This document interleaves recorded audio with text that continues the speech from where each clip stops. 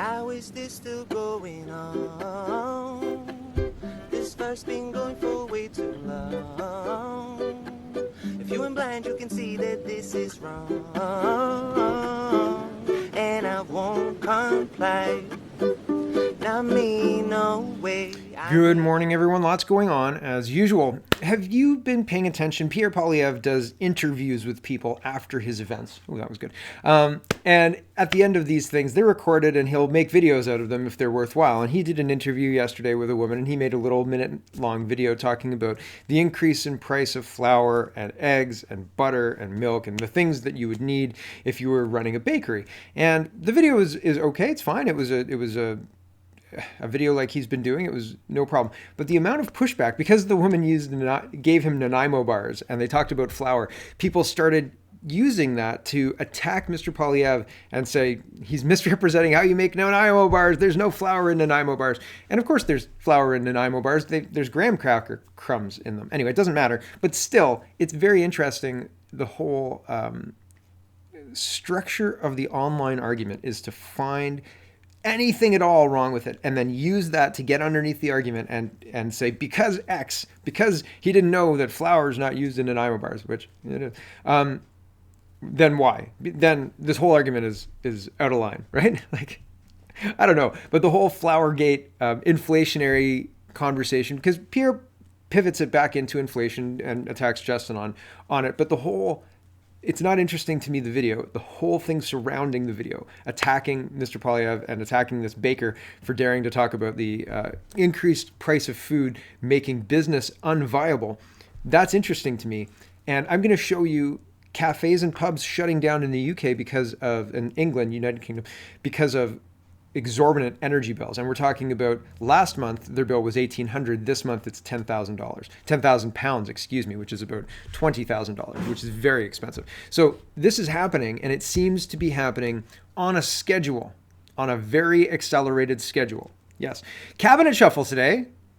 I don't know who's leaving. I heard Omar, rumors of Omar. I'm hoping it's Marco Mendocino, but who knows? It's supposed to be a 20-minute thing, so it's looking like people might just swap positions. Like Omar takes over public safety and Marco Mendocino takes over transportation. But I don't know that's going to happen, especially because Marco Mendocino is a big fat liar, right? He's a big fat liar that nobody can believe. So if he's walking away, if he's gone, that'll be interesting, because I heard that Omar and Mendocino were going to be scapegoated for Trudeau's falling approval ratings, etc. And if one of them goes, that lends credibility to maybe the other one going too. So I'm watching for that. We'll see that. That's later on this morning, much later on this morning, about 5.5 hours from now or 5 hours from now.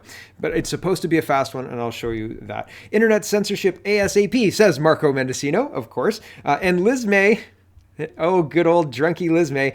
She's running for leadership of the Green Party. For real. Seriously. Yes, that is happening. I will show you that and remind you of the Omar Khadr speech that she gave, and she had to get pulled off the stage by Lisa Raitt because she was embarrassing herself. And it's interesting that she wants to do this again, don't you think? Weird. Wild.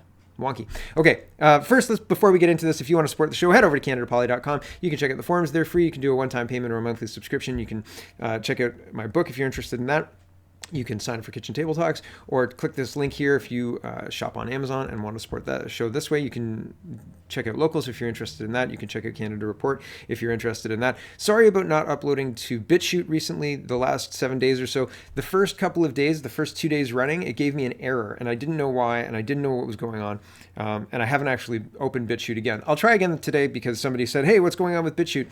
And my intention was just to upload to Odyssey and Rumble and Telegram, basically, when Bitchute didn't work until I got back home to figure out what was going on. But basically, I decided to try YouTube again, and that's why the switch from YouTube to Bitchute. But I'll try Bitchute again today because it just fell off the wagon. Apologies, my fault. Sorry about that, everybody. And let's get into it because blah, blah, blah, blah, blah. Okay. First, we need to set the stage here for the power debacle, the power emergency, energy emergency that we're going into. And Max lays it out pretty nicely, I thought. He says, how to create an energy crisis, a step-by-step guide to chaos. Step 1, spread misinformation. First, it is imperative that the public be misinformed on how complex energy systems work. Never bother them with the details. Headline culture wants sound bites. Green energy good, fossil fuels bad. And by fossil fuels, of course, he means oil and gas bad.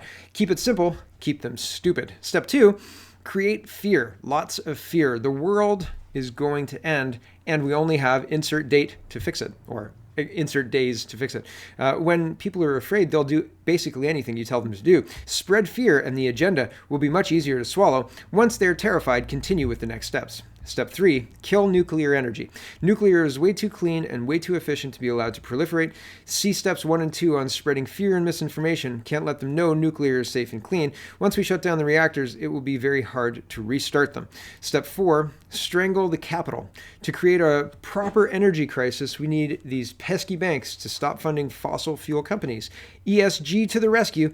Get activists on the board of directors. Get BlackRock to put a letter out, etc. No more money, no more reliable energy. And we saw that yesterday. I reported on banks in Scotland, was it Scotland or the UK, talking about how they would not lend money for a fossil fuel car. They would only lend money for a battery powered car. This is not helpful. It is not helpful. Battery and gas are not even on par. A gas vehicle is cheaper, more reliable, works in more situations. You'll not freeze in it if you get stuck on the highway in the middle of winter without a long charging cable. Okay, so gas beats electric, hands down. And I didn't think I would be the one arguing this side, but yeah, it's obvious when you look at it. When you take away the propaganda and all the garbage that we've been sold, it's obvious the winner. And it's obvious that we don't have the technology. And I've made this comparison before, but I'll make it again. For the green technology. Green technology, green power, relying on green power is the same thing as jumping out of a moving airplane on the assurance that with no material, no plans, and nobody else, a plane will be built on the way down once you jump out of the plane, but it is very important that you jump out of the plane. And yes, they'll save you. Trust them. See, we built this plane here. We'll build you another one on the way down. Jump out, sir. We'll be right behind you with the plane. Can I see the plane before I jump? No. No, I'm not jumping. Thank you. Okay, step 5. Become unreliable. It's not enough to stop hydrocarbons and nuclear. We need to give people false hope. Funnel billions into subsidies and credits for unreliable wind and solar projects.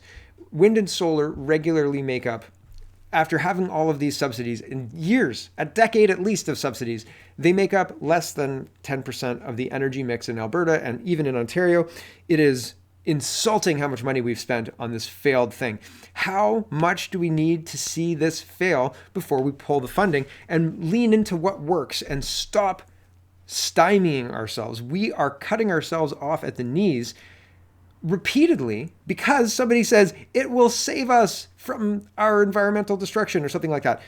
It doesn't. It never does. And they say, it's because you didn't cut high enough up that we're not saving, that it's not working. And you need to cut yourself off at the waist, maybe. That might do it. How about if we starve you all? Oh my goodness. Step 5, become unreliable. False hope, blah, blah, blah. The technology was never meant to build a stable grid because solar and wind are intermittent. And so you can't have a base load on that. So because that it's never built to create a stable grid, it's perfect. And it's perfectly designed for chaos. Max continues. Step 6, do a deal with the devil. So what? Russia and OPEC aren't exactly our allies. They will play a needed role. It's not enough to stop domestic oil and gas production and nuclear. We will need to source our most critical resources from our enemies, and this will come in handy later. Step 7, self-imposed sanctions. Now that we can't produce oil and gas, we shut off our nuclear reactors. We made our grid unreliable and became completely reliant on our enemies. Pass sanctions to restrict getting energy our country desperately needs. Voila, energy crisis. Thanks for coming to my TED Talk, says Max. And I think that he's pretty bang on here, actually. Here's Canada Action. He says, a grim reminder that the cancellation of numerous Canadian liquid natural gas projects over the past decade hasn't helped families or reduced emissions. The world needs all energy sources for decades to come. Let's get Canada in the game. So it is very interesting when you look at the LNG and the scuttling of our tidewater projects. And we have one. I think there's one in BC that's kind of plodding along, supposed to be online by 2025. But even then, these things could have been fast-tracked, could have been done quickly to get this energy out, especially in light of what's happening in Europe and their own self-imposed, self-created energy crisis, right? We could have been helping that, but it seems like there were people working against that for the last decade. It seems like what Max was describing, activists on the board, people who were in a position of power, like, Stephen Guilbeault, but not Stephen Guilbeault, because it was the last 10 years, right? And he's only been in the environment position for the last couple of years. But fundamentally, people who thought like him are in these positions of power, and they're stopping these safe and effective modes of getting energy to the consumer. And energy is in the form of hydrocarbons, natural gas, oil and gas, etc. And what that results in is higher prices. And so when Europe ignored, and Germany specifically, but Europe as a collective whole, ignored Donald Trump's warning that if you rely on Russia for your energy, you're going to have a bad time, paraphrased, then we see what happens now. And here's a UK energy bill for one house, I guess, and it's Poppy Fields Cafe, but it's in the United Kingdom.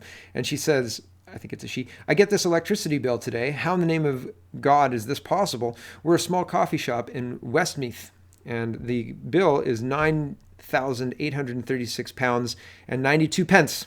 Due September 6, 2022. So that's one. You look at that energy bill and you turn off everything and you say, well, how can I afford that? Here's a Dorset pub. It closed its doors after a £58,000 increase in utility costs. So, you like your electricity. Well, it's going to cost you in this new world order, right? Here's Callum. He says, my mum spelled M-U-M, so UK, owns a small cafe in Leicester. I'm probably getting that wrong. Leicester?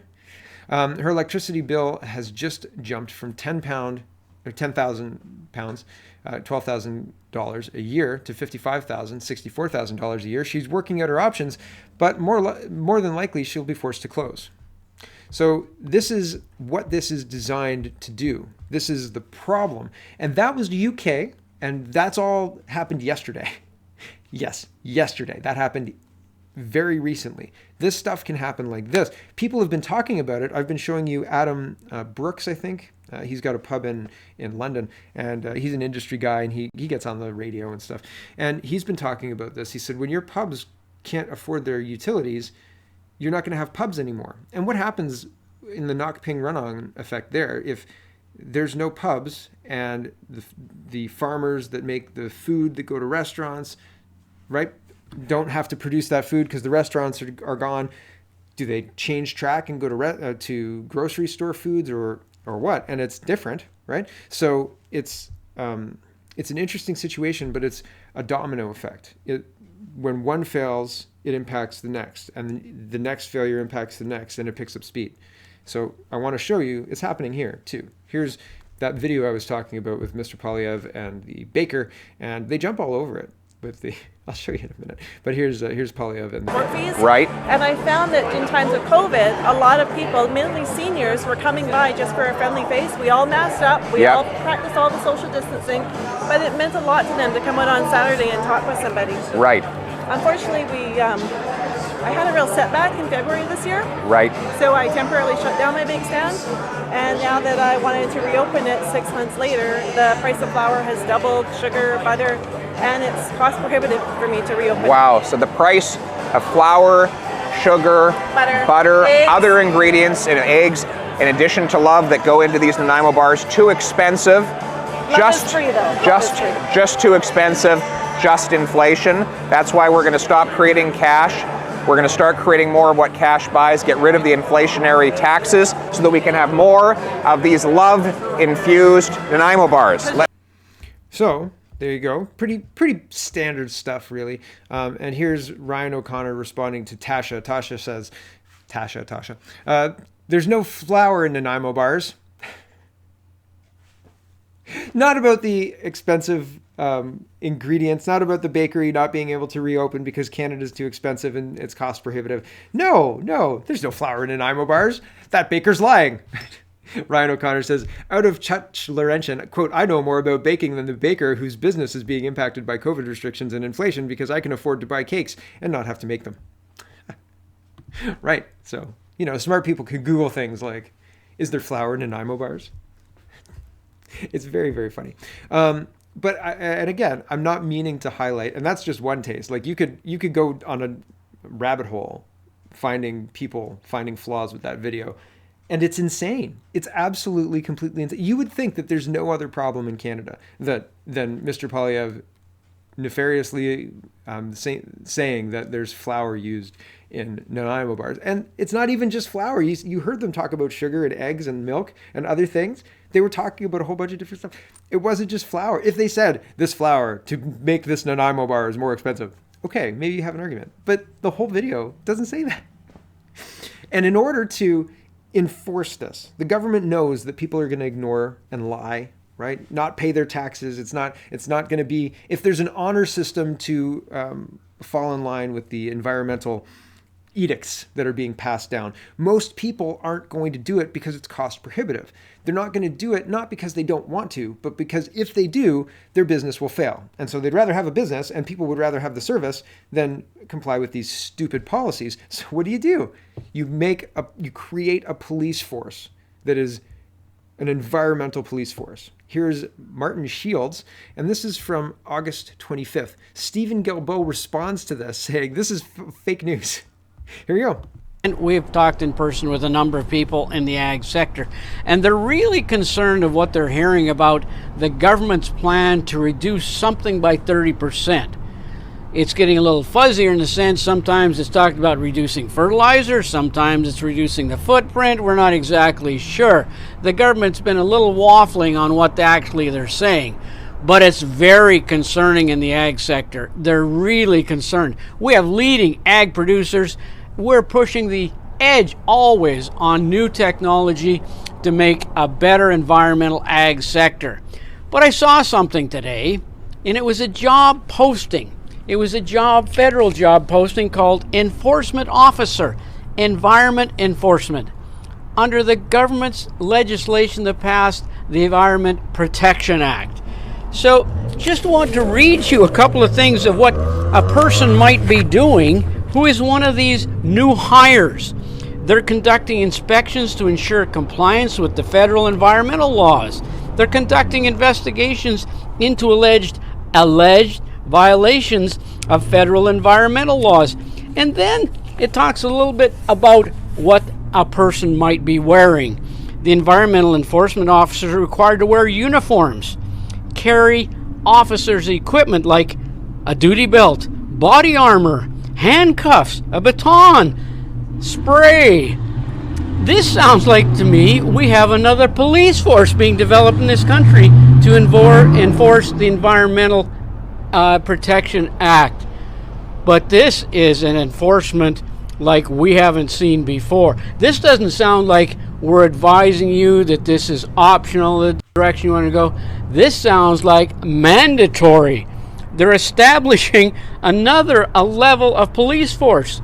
They're in uniforms. They're carrying batons. They're carrying handcuffs. Why would they be doing that?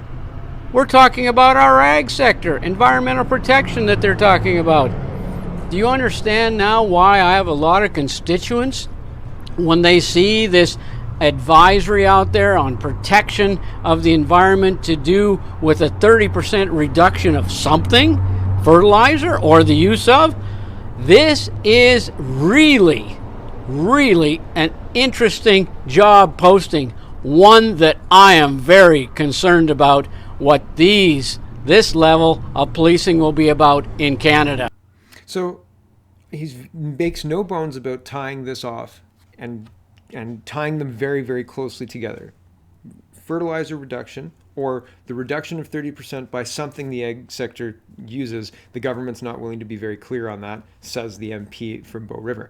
And the enforcement side of this. If you don't do this, we've got batons and we've got sprays and we've got uniforms, buddy. We got body armor and we will get you. right? This is concerning. It is concerning. He's not making it up. Stephen Guilbeault responds, let's be clear. He says to CTV Calgary, who says, United Conservative Party leader candidate Danielle Smith is pushing hard on the idea that Justin Trudeau is hiring climate cops. That's meant to debunk the idea that climate cops are a thing. Did you listen to the MP from Bow River? Right. It sounds pretty plausible, and the government has some explaining to do, right? But Stephen Guilbeault is not interested in doing explaining. He wants to hide behind the CTV News article, and he says, let's be clear, these claims are false. Responsible leadership should deal in facts, not conspiracy theories. Conspiracy theories. So can you speak to exactly what these officers' uniforms will look like? Can we see the officers' uniforms? Can we see the batons and the spray they're going to use? Here's Scott Moe talking about Stephen Guilbeault's federal officers trespassing on lands and testing water that doesn't belong to them. He says, read Minister's Skroprad's, sorry if I got that wrong, statement on Minister Guilbeault's response to the federal government's trespassing on private land. Last week, the government of Saskatchewan raised concerns on behalf of producers who reported that the federal government had gone on private land without permission and outside of their jurisdiction to test for nitrates and pesticides without so much as a consultation or collaboration with the province or the landowner. Minister Guilbeault responded only to downplay, discredit, and dismiss these legitimate reports, calling them misinformed rhetoric and denying that they were testing for either substance, despite that being the rationale disclosed when staff were queried. Now Health Canada has publicly admitted that they were in fact testing for pesticides. Minister Guilbeault owes Saskatchewan producers a clear explanation on why he dismissed their serious concerns with his own misinformed rhetoric. So we've got lots and lots of information flying around, most of it untrue, and all coming from different levels of government. And we're supposed to believe that they're not building a police force. It's cool. Don't pay attention to that job posting about the government hiring for police force. That's misinformation. Isn't this from the Canadian government website? Who told you that? You're a terrorist. Get out of here. Right? It's incredible. And in order to avoid having to deal with that, because having to deal with that, look at Tamara Litch and Chris Barber.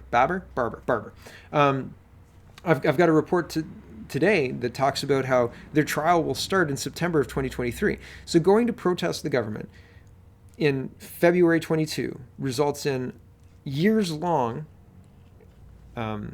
time investment and needing to pay lawyers and defend yourself in court, et cetera, et cetera, et cetera, et cetera.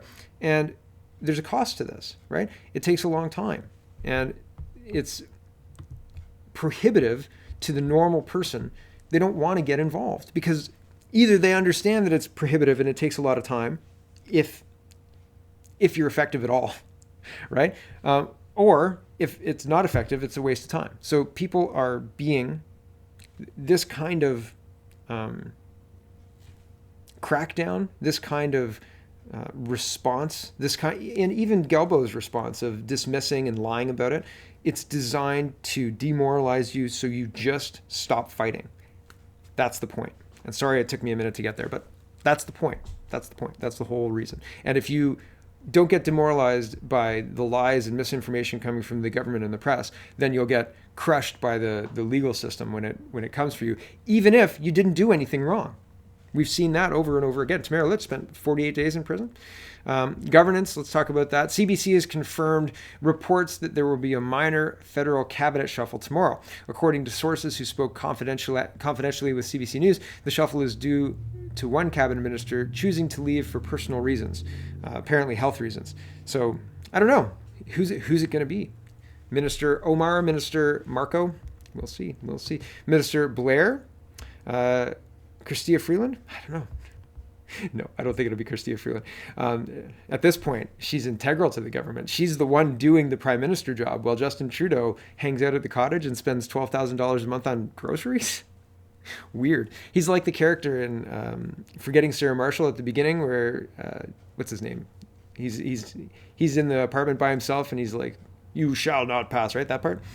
That's what Justin Trudeau's doing most of the time as prime minister. Unfortunately, I hate to be the one to tell you. Okay, here's something that it's art mimicking real life. Netflix says Athena depicts a civil war in France after Arab and African minorities rebel against the oppressive and racist French government after the death of one of their own during a police altercation. So, I mean, you could watch that in movie form, or you could just turn on the news and watch that actually happening in France as we speak. I mean, there's no specific incitement point, but I feel like if something like that played out, the police would not respond the way they responded to the Gilets Jaunes. That's just my feeling on it. Who knows if I'm right. But it's scary stuff anyway.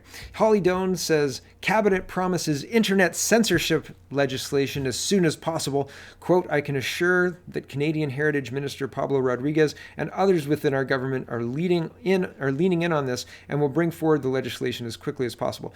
The legislation, as far as I understand it, is already passed and it's being reviewed in the Senate. And I think the reviews are going poorly as far as I've understood what's coming out of there so far. But that doesn't matter. It comes down to votes, and if they have the votes, they'll shovel this garbage through. And then the CRTC has control of the internet. And that's not good.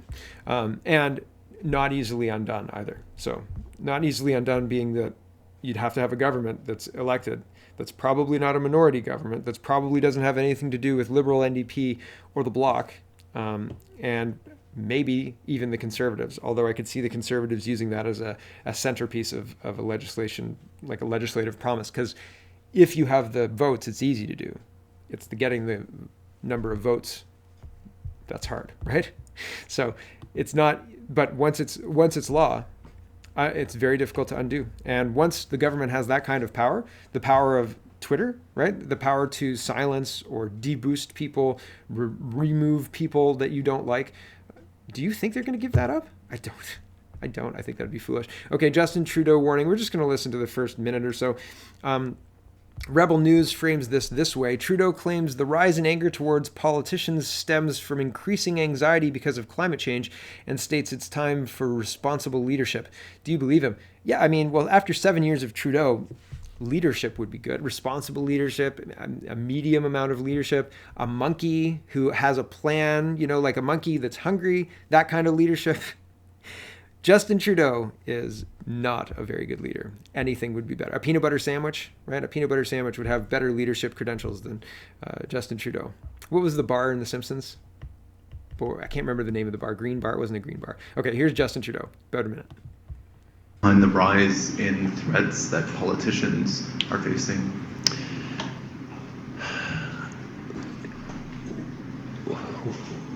We've been through a lot as a country, as a world over these past years. Obviously the pandemic, increasing anxiety because of climate change, transformations of our economy, rise in mental health and addiction problems, particularly with the opioid crisis that has been ravaging communities right across the country. I just wanted to stop there because he talks about, and I mean, maybe we'll just stop there. But he talks about, we've been through a lot, and specifically name checks the opioid crisis. Taxpayers, you and me, are funding drugs for addicts who then overdose at double the rate that they did before this policy was around. In 2019, the number of deaths doubled in Guelph. So, and the safe injection site opened at the second half of 2018. Regardless, it's very interesting when taxpayers, here's the Global News article on this, Guelph's Safer Drug Supply Program gets $1.1 million in federal funding. This is to buy opium for addicts that's not tainted by fentanyl, because the fentanyl opium leads to more overdoses. Why are we buying drugs? Why are we spending $1 million on drugs? Seems outside of the... It seems not like a great idea. It seems like a terrible, awful idea. It seems like an idea that won't work for helping addicts, other than helping addicts continue to use the drugs that they like. And that's not good, because if they're addicts and they're homeless or needing a safe supply, et cetera, that means they're not self-sufficient and they're not a contributing taxpayer. And I'd rather have our tax dollars working to get someone back on track to contribute to society, because that's much better than having somebody be a constant drain on society where we have to spend $1 million on buying them drugs, right? If you have drugs that you take every day and you're a functioning person, then I have no problem with your drugs. If you have a glass of wine with dinner, hey man, great. Love it. No problems, right? If you have a couple of beers at the game or whatever, you watch your hockey and you drink a couple of beers, I mean, probably don't do that every day.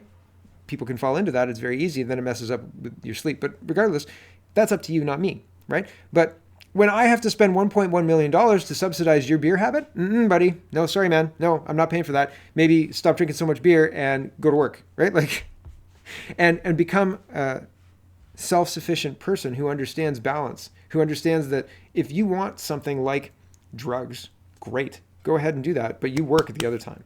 You work the rest of the time. Your life has to balance. You can't let it be taken over by drugs and then have people feel so sorry for you that they have to spend $1 million on buying you drugs.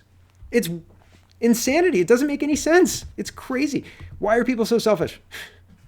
Why do we have to spend tax dollars on drugs? Okay, free speech is such that if you criticize a liberal politician, then you get a press conference and people start talking about how you swearing at somebody is actual physical violence, which is interesting because it's not. If a conservative person did this to a lefty's sign, there would be a problem. But here is Alexandra, and she says, a drama teacher and TikTok influencer from Louis Riel High School in Anjou, Quebec, filmed himself cutting a candidate's campaign sign. He then published the video on his TikTok account. So he's going, and presumably he doesn't like this candidate. I don't know why he doesn't like this candidate. I don't feel like this is good for free speech. I've seen a lot of anti-hate people talking about how the far right is trying to take control of the school boards. And I think that after the video of What is a Woman and the idea of drag queens in schools, Waterloo Regional Police, and the idea of being able to change a child's gender and telling children that they can change their gender, because I don't think that that's possible. We don't have the technology. If I wanted to be a woman, I would never get a period. I would never have natural breasts. I would never be able to give birth. So if I say that I'm a woman, what about cutting my penis off makes me a woman? Specifically. What about mutilating my sexual organs would make me a woman? Is there a doctor that can explain that to me? Also, do you support African genital mutilation, female genital mutilation? Because I feel like they're very similar things. And I feel like the question of do you support African female genital mutilation changes when, what if the child supports it? What if the child says, I want to do this because that's what women in here do. So I want to do that. Do you support it now? Right? It's similar to having a child, but not exactly the same. But it's similar to having a kid propagandized in the West that changing your gender, having a top surgery or, phalloplasty or whatever all of these things are, is somehow enriching and helps you become the person that you were supposed to be. Why are we so arrogant? And why are we able to tell people that we could do something that we clearly can't do? It's very strange. If somebody says to you, I'm going to sell you a phone, and then they give you a rock instead of a phone, that's a big problem. Why is it not a problem if somebody says, I'm going to make you a woman, and then they mutilate your sexual organs, and then say, there you go, you're a woman, here's your rock for your cell phone? That would be a problem, right? Or here you go, you're a man, I've cut off your breasts, and now you're a man. Nope, you are a woman biologically, and you have now cut off your breasts. I'm sorry, that's just life. That's just how it is, man. I'm sorry. So it's just really strange that we've gone down this insane rabbit hole, and that articulating these things has become abhorrent. You can't say that, right? You're not allowed to say that. They'll take you off YouTube. Well, we'll see. We'll see, YouTube. But here we are, right? And so I'm not surprised that school boards are having people push back on all of this, because having teachers teach this like it's true is a big problem, and it has nothing to do with education. It has everything to do with indoctrination. So anti-hate is trying to target alt-right people who are in school board elections, etc. So these things are happening, right? Pay attention. Here's Janelle. She says, after witnessing the coordinated response to this attack on Chrystia Freeland, you can see how we are being conditioned to not speak out against our abusers. They want us to just shut up and take it. Yeah, but no. No, I think that once Canadians realize what is going on, people will be upset and people will articulate that they're upset. Here is some people articulating that they're upset. Belgian farmers are becoming ungovernable. So they're yelling in a hallway and they're burning their tires. So protests are happening. It's very interesting. I don't know if it's going to be successful. I have an update on Sri Lanka for you. I think it should be in here somewhere. Hold on, let me see, because I don't remember classifying it. So I'm going to find it. Hold on. This is a shorter clip from a longer interview, and the longer interview is linked here. I thought it was compelling, and it's funny because yesterday I mentioned it, and that's funny that it's. Sorry about that. Because I hadn't seen really anything about Sri Lanka. So, okay, I've got this lined up here. So this is, he says about Sri Lanka today. I don't know if it's today, like August 31st today or what, but here we go. Well, you look at what's happening in Sri Lanka today. Yeah. You know, there's rioting going on and all this because it's corruption. And basic corruption is what it is, but they're starving. Yeah, they're starving. And the Ukraine is going to starve a lot of people. They're starving and they have no energy. And so the whole Green New Deal is killing our energy. So Sri Lanka has the best ESG score in the world, 98 out of 100. Great, yay! Yeah. They passed the test. Yeah. Just like school, it means nothing. They had put out an article 2 years ago, said that by 2025 they were going to be one of the richest nations. They were going to be the poster child for ESG, and it was on the WF website. And ESG stands for environmental, social, and governance. So they'd give you a score based off of these three metrics: how environmentally sound you are, environmentally low impact on environment, your social score, and then your governance. Do you have diversity on your board, and all of these things?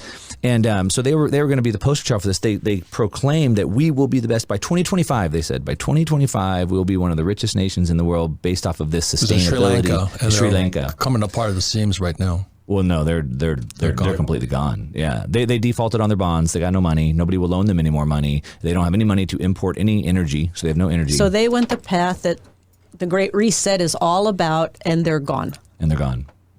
That should say something. So who? Let me ask this: who came up with ESG? Do you know? I'm not exactly sure who started ESG. It came out of the WEF, the WEF, we'll call it, the WEF camp, and it came out of that. So I think it's funny how they talk about Sri Lanka being gone. They're not gone. The people are still there. They can be productive. If the government is not removed and then a new government set up for the people, what happens? Civil war, right? But if people are starving, I mean, how long can that last? So I'm still looking for updates from Sri Lanka, but I thought that was interesting. ESG and what happened to Sri Lanka is, I think, the plan for us. We just have more air in our economy, and it'll take longer to collapse like Sri Lanka did. But I think fundamentally, the response of the people, the chaos, if Canada collapsed tomorrow, hypothetical thought experiment, do you think people would band together and say, this cannot stand, obviously this was the result of WEF plan, look at Sri Lanka, and we need to fix this, and this is how we're going to fix this by removing this government and being self-governance, or governing ourselves? Or do you think that they'll say, do you know who did this? The alt-right white supremacists did this, and we need to get them, and if we don't get them, we're going to starve forever. And then nothing will change. You'll get the alt-right white supremacists, whoever they are, because they're defined by the government, and they don't actually need to be white. They just need to be against the government.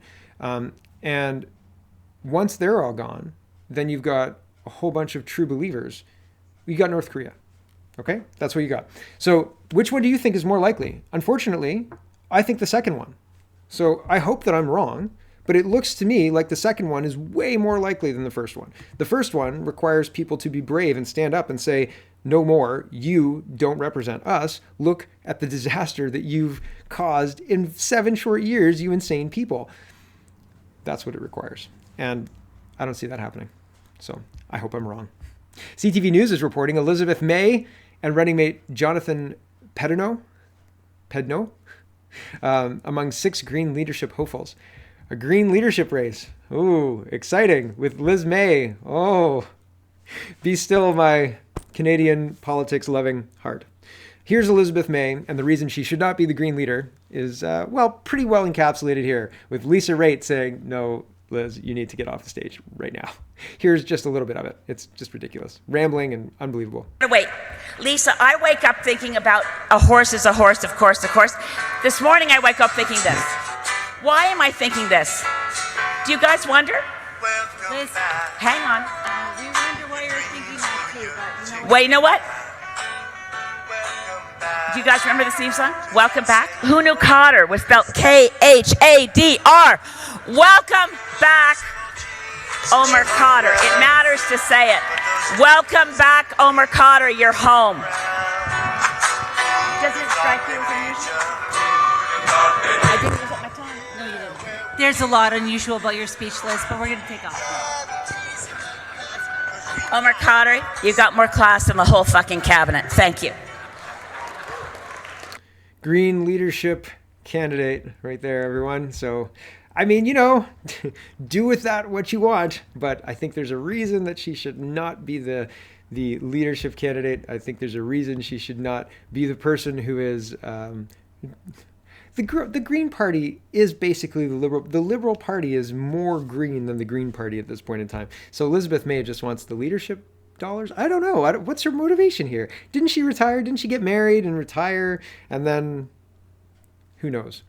Moving on in eating bugs news, where would they get crazy ideas like that? So Andy Lee is responding to CBC News, and the CBC News has put out an article that says 7 days after a cricket protein production facility was built in London, Ontario, it was falsely implicated in a global conspiracy to force people to eat bugs.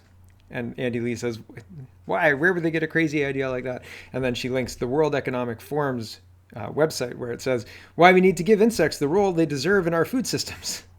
And it says insects could soon be appearing on restaurant menus in Europe, and the insect chef explains why we should eat more bugs.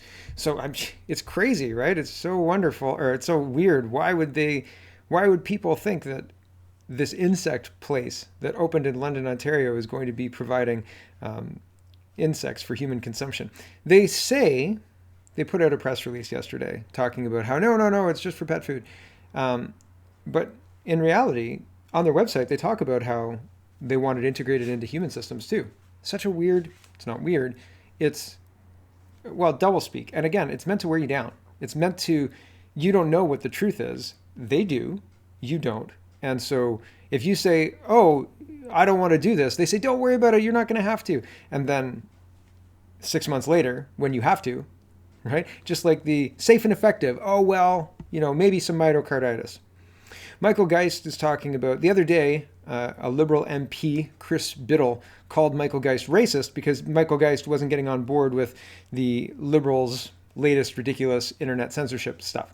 And now, Chris apologized, apparently, but now he took that apology back, and Michael Geist says, so much for the apology. Now Liberal MP Chris Biddle says his deleted tweet claiming I'm racist was the result of bullying. I got bullied by a bully and got baited into a tweet.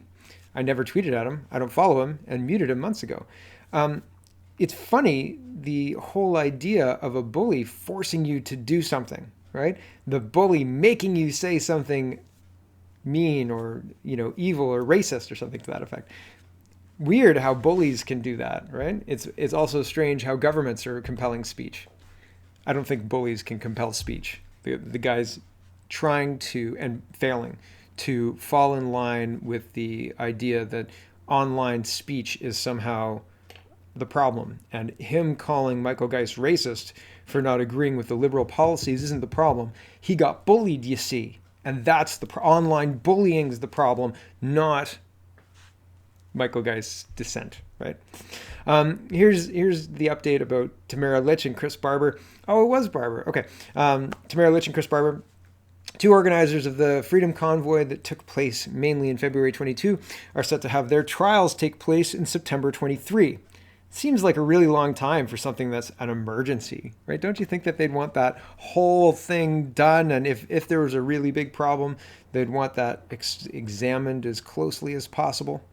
Goodness me. Do you think we're going to make it to 2025? I think we're not going to see an election soon. Or if we see an election, it will be like the last two in that it won't be about anything meaningful, and Justin Trudeau will win it with a coalition between him and Jagmeet Singh.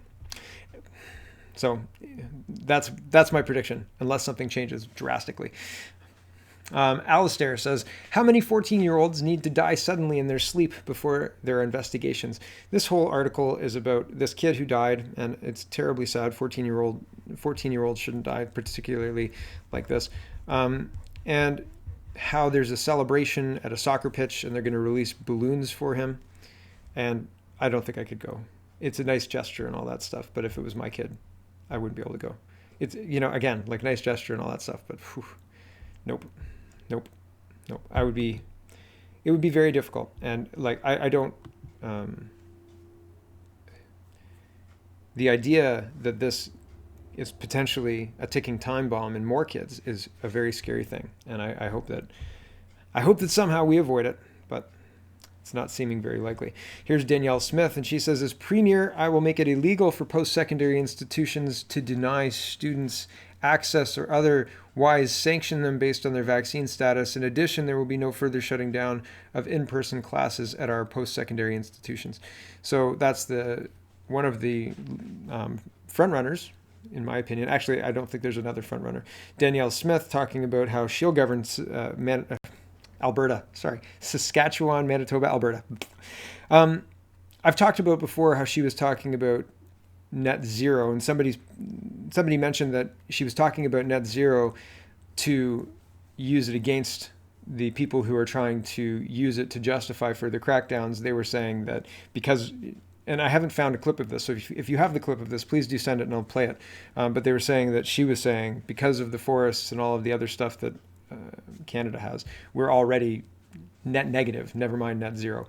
I would agree with that assessment, but I haven't seen her make that argument. So I'd like to see it. If you've got it, please let me know. Because as far as I understood it, and from what I heard of her speak about net zero, she was sounding like she wanted to play their game. So, and that just rubs me the wrong way. So please do send me that video if you have it, or even a written article or something to that effect, talking about how Danielle Smith is talking about net zero with regards to Canada already being more than net zero. That would be interesting.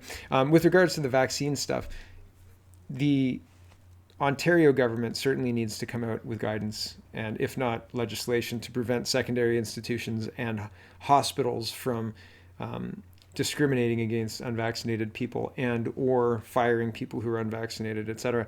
This is not something that most people want. And do you think, and I've talked about this a lot, but do you think there's a point where the health crisis gets so bad that people demand action, or is it going to just continue being piecemeal like this until they are able to figure out how to bring in as many nurses from other countries as they want? I fear, again, maybe this is my pessimism showing, but I fear that we're not going to fix this. I don't know that you can fix this by rehiring the fired staff, but I don't know that part of the package of fixing this is going to be rehiring unvaccinated staff. And that bothers me because it doesn't seem like anybody's going to do anything about it. And that it's incredible. It's so discriminatory. It's so un-Canadian. It's so unbelievable. It's so egregious and in your face. And I don't think there's anybody, yesterday, the title of the show was, I don't think there's anybody capable or willing of stopping the madness. I think that's still true. And I mean, yeah, not much has changed from yesterday to today. There's a cabinet shuffle coming. But still, I think the most surprising part is that people won't fight for themselves, that people will court being left alone. And I understand it. I get it. I really do. But if they come into your house and they take your job and they take your livelihood and they take your relationships with your friends and your family, and they take your way of life and say, actually, the only reason that you have that way of life is because you're part of a terrible, awful system, and we're going to destroy that system. What does it take for people to say no? What does it take? Because they're telling you to get out of the plane. They're telling you to jump out of the airplane, and we're going to build one on the way down, while calling you a racist, right? Yeah, we're going to build one for you on the way down, you racist, right? So it's not believable. It's at some point, people have to stand up for themselves. I hope, right? I say that with conviction. right? So I hope so. Here is one of the last two tabs for today. This is Chief Superintendent Darren Campbell.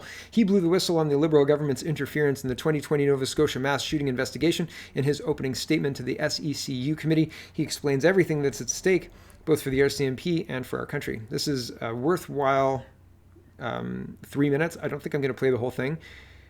I don't think I have time, but you should go watch the whole thing. I may fast forward in the middle to get to the end because the end's impactful as well. Here we go.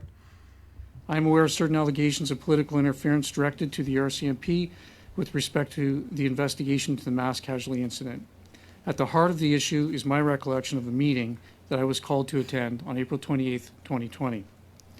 This meeting took place immediately after I completed a lengthy national press conference which relayed the facts that could be disclosed to the public at that time. To that point, I had provided more than 2 hours and 15 minutes of live national news conferences about what the police knew and what we could share with the media and with the public. The meeting had been called by the Commissioner of the RCMP and was attended by representatives from the RCMP in Ottawa as well as Nova Scotia. Prior to that meeting, I did not specifically know why the meeting had been called. However, once the call commenced, the purpose of the call became very clear.